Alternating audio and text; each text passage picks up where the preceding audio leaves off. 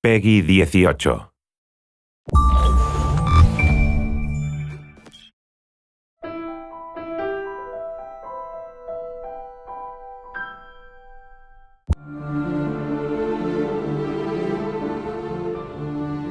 Assassin's Creed is really about history and credible world. We're playing with a history that is, without trying to spoil things, extends back, anywhere from 80 to 100,000 years from today and extends as far into the future as, we have time to make games. Two specifics about Assassin's Creed. The first one, it's a huge universe spanning across many different mediums with many different characters, events, locations. The second one is the community. The community on Assassin's Creed is extremely knowledgeable about this universe and also has very high expectation about what's coming next in terms of story. So putting all these things together, we realized it was time to fit everything into one reliable source of information. Actually, it really has been a back and forth process between the encyclopedia writers and the games writers to make sure that all the content of the book, of the encyclopedia, is really accurate. Well, we start by going through all the data, and then we would decide on what articles we wanted to do. And once we had that settled, we would write down a brief description of the article, send it out to the external writers, who would then return the full content to us. The best part about this project was adding new content.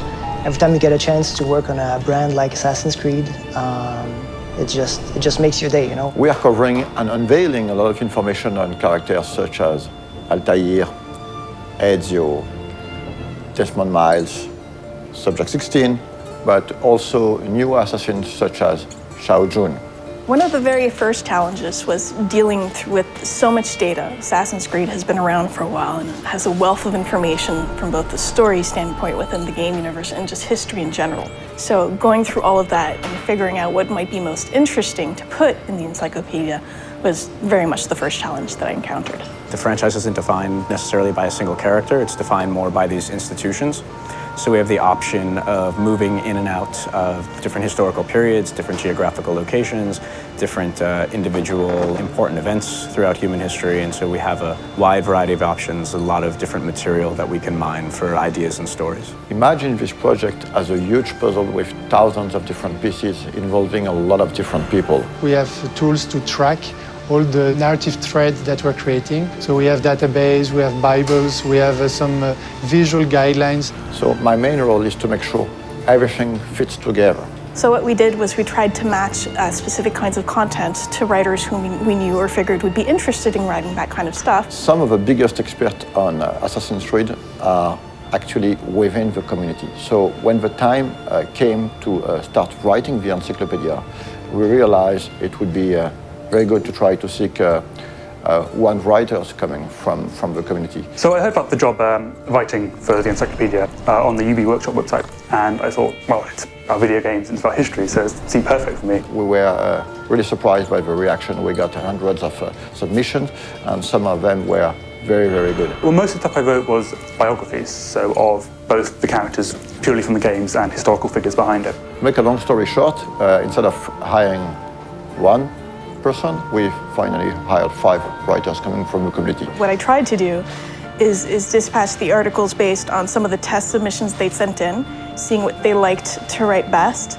and then we kept it contextually similar. We try to minimize the risk of bad overlapping and maximize the opportunities of cross-referencing. As for the design aspect of the encyclopedia, we worked with a local agency called Double Echo. They were crucial to the creative process. For example, during earlier discussions, we decided to only use production concept arts to illustrate the encyclopedia, as opposed to 3D renders or marketing assets. The role of concept art is very important in the conception of a game. During the early stage of conception, we work on very high-level concepts. So it's about silhouette, a mood, skylines of the city, treatment for the characters, colors. It's quite remarkable how much of the stuff does have its ties to reality and things that really happened. And I'm pretty sure that readers will discover some really interesting and new information.